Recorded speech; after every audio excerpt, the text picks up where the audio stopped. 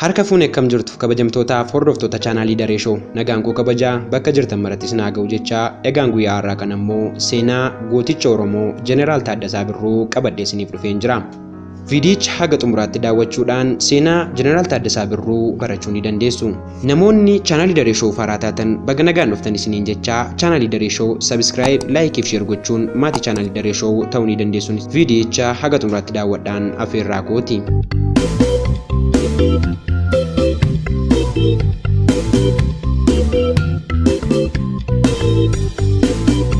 Jeneraal Taaddasaa Birruu eenyu? Taaddasaa Birruu godina Shawaa Kaabaa Salaalee aanaa hidha bu'aa bootee ganda Siree Moorsee jedhamutti abbaa isaa obbo Birruu kennee fi haadha isaa aadde Boontuu Waaqjiraarraa bara 1914 dhalate. Bifti isaa magaala ifaa yoo ta'u nama dheeraa fi dhaabbata qajeelaa qabu ture.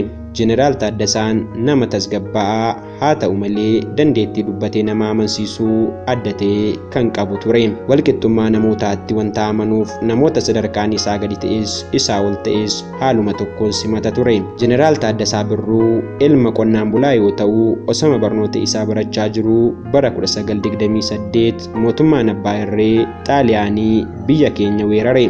Abbaan Taaddasaa obbo Birruu kennee jaalala biyya isaaf qaburraa kan ka'e weerara Xaaliyaanii fashaleessee birmadummaa biyyaa kabachiisuuf gootota biroo waliin bosona lixe.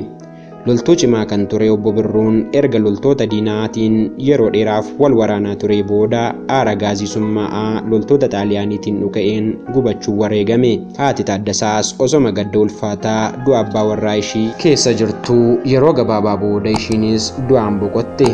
Sana booda Taaddasaan haadhaaf abbaa malee qofaatti wanta hafeef barnoota isaa addaan kutuuf dirqame.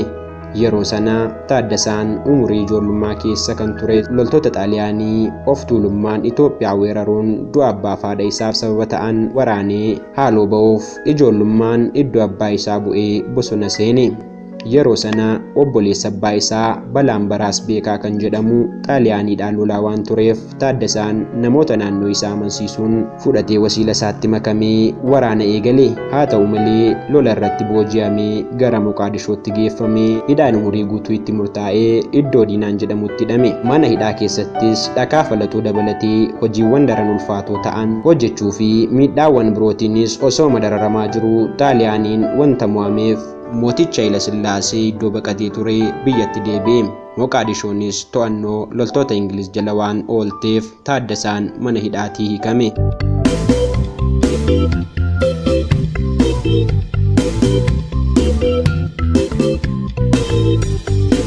Hoogganaan loltoota Ingiliz tokko dhaabbataaf dandeettii Taaddasaa hubachuun akka inni loltummaa idileen qacaramu waan barbaadeef gara Mombaasaa Keeniyaa deemuun loltummaa leenjie. Erga leenjii xumuree kutaalee waraanaa Itoophiyaa adda addaa keessatti tajaajiluun guddina sadarkaa hedduu argateera. Bara 1934 gara mana barnootaa waraanaa Hoolataa Gannat seenee barnoota saayinsii waraanaa barate. Erga barnoota isaa sadarkaa olaanaan xumuree booda bara 1937 manuma barumsaa kanatti leenjisaa ta'ee ramadamuun tajaajilaa ture. Yeroo sana humna poolisii cimaa ijaaruun barbaachisaa ta'e wanta argameef ajaja Haayile Sillaaseetiin gara hoomaa poolisiitti makamee humna poolisii darbatamaa jedhamu leenjisee gurmeessuun hoogganaa ture. Jeneraal Taaddasaan bara 1956 eegalee hanga onkoloolessa 1959 mootummaa Haayile Sillaaseetiin hidhameetti ajajaa olaanaa waraanaa biyyattii ture. Taaddasaan bara 1955 muudama jeneraalummaa kan argate yoo ta'u ciminni hojii isaatiin agarsiiseen badhaasa hedduu argateera.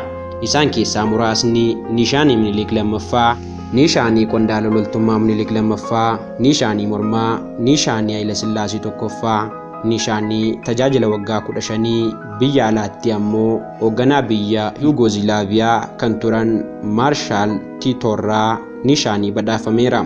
Jeneraal Taaddasaan dandeettii saayinsii waraanaa olaanaa waan qabuuf hooggantoota qabsoo bilisummaa biyyoota Afrikaa akka leenjisuu Haayile Sillaaseen dirqamnitti bahamaa ture. Namoota biyya alaa inni leenjise keessaa inni tokko qabsaa bilisummaa beekamaa kan ta'e pirezidaantii Afrikaa Kibbaa duraanii Neelsan Maandeellaa ture.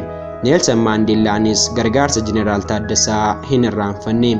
erga yeroo dheeraaf hidhamee hiikamee booda kitaaba waa'ee seenaa jireenyaa isaa kan Long Walk of Freedom jedhu keessatti Jeneraal Taaddasaan bara 1962 nama yeroo duraaf leenjii qabsaa'ummaa isaaf laate ta'uu ibsee ture.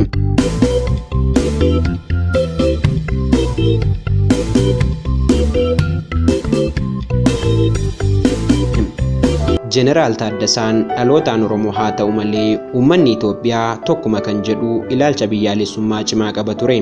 Haaluma kanaan sirna mootummaa yeroo sanii amanamummaan tajaajilaa ture. Amantummaa isaa kanarraa kan ka'e Oromoonni yeroo sana cunqursaa sirna naftanyaa uummata Oromoo irra geessisaa ture mormuuf sochii taasisaa turan isaan waliin ta'uun akka socho'u gaafannaan gaaffii isaanii fudhachuu didee ture. Gaaffii sana fudhachuu dhabuuf sababni inni dhiyeessaa ture ani duubatti deebi'ee siyaasa gosa gosaa geggeessuun barbaadu kan jedhu ture. Yeroo sana jeneraalichi fedhii lammii biyyattii doofummaa keessaa baasuu wanta qabuuf itti gaafatamummaa birootti dabalataan pirezidaantii hoomaa qubee biyyaalessaa ta'ee hojjechaa ture. Dhaabbanni kun barnoota biyyattii keessatti babal'isuuf kan dhaabbatee ture. Asirrattis uummata barnootaaf kakaasuun namni hedduun akka baratu gochuun hojii bu'a qabeessaa hojjetee ture. Haa ta'u malee Jeneraal Taaddasaan ilaalcha Itoophiyaanummaa isaa akka sibiilaa jabaatu sana gaaffii keessa galchuun dhaabbatee of ilaaluun hundee isaatti akka deebi'u wanti isa dammaqse tokko uumamuun oolle. Jeneraalichi sirna mootummaa yeroo saniif amanamaa waan tureef abbootiin taayitaa sirna naftanyaa hunduu Jeneraal Taaddasaan akka amaaraa ta'etti amanaa turani. Guyyaa tokko galgala mana jireenyaa muummee ministeerotaa yeroo sanii kan turan Akililuu Habtewalditti irbaata affeeramanii osoo taphachaa jiranuu muummichi ministeerotaa Akililuu Habtewaldi Taaddasaadhaan akkas jedhan. Taaddasaa erga duula barnootaa kana hoogganuu eegaltee barnoota jechuu baay'istee jirta. Baradhaa jechuun beessaa. Haa ta'u malee eenyu akka barsiisuu qabnu beekuu qabda. Nuyi biyyattii kana kan bulchaa jirru Oromoota yoo xiqqatee jaarraa tokkoon duubatti hambisuuni. Yoo haa baratan jettee yaadde isaan galaana nurra dhangala'u jedhe. Jeneraal Taaddasaan gurra isaa amanuu hin dandeenye haala inni uummata ija tokkoon ilaalee biyya tokko ijaaruuf ifaajaa jirutti imaammanni dhoksaa Oromoo barumsarraa fageessuun doofumsanii bituu jiraachuun isaa akka dammaqu isa taasise. Kan duraan Oromoota waliin akka socho'u kadhatamee didee kadhateetti makame. Ergasii sirna gitaa bittaa naftanyaatti hadheeffatee qabsaa'uu eegale. Jeneraal Taaddasaan erga sochii Oromoonni muraasni mirga uummata Oromoo kabachiisuuf taasisaa turanitti makamee booda dandeettii muuxannoo sanaan dura loltummaa fi hooggantummaan horateetti fayyadamuun dammaqinaan wanta qabsaa'eef sochii taasifamaa ture gara sadarkaa olaanaatti ceesisuu danda'eera.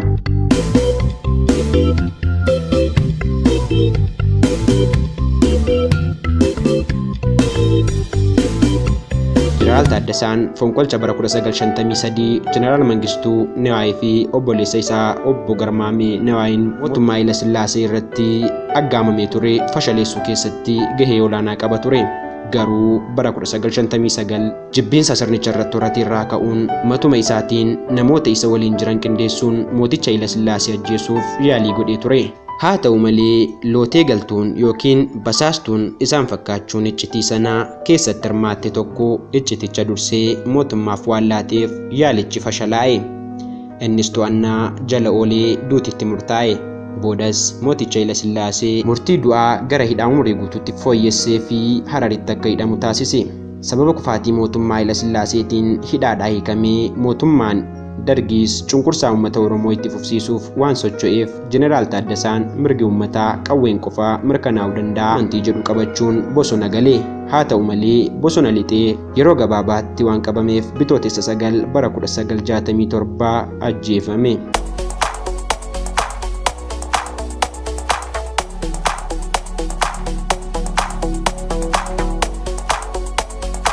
Egaan qophiin ani guyyaa har'aaf seenaa gooticha Oromoo Jeneraal Taaddasaa Birruu irratti qopheessee isiniif dhiyeessee kan hangammaa ture. Qophicha qopheessuun kan isiniif qoode Andarajee Firrisaan ture. Chaanaalii Daree Show'f namoonni haaraa taatan ammallee subscribe, like fi share gochuun maatii chaanaalii Daree Show ta'aa isiniin jecha qophii biraaf mata duree haaraan hanga walitti deebinutti nagaan turaa horaa bulaa deebanaa.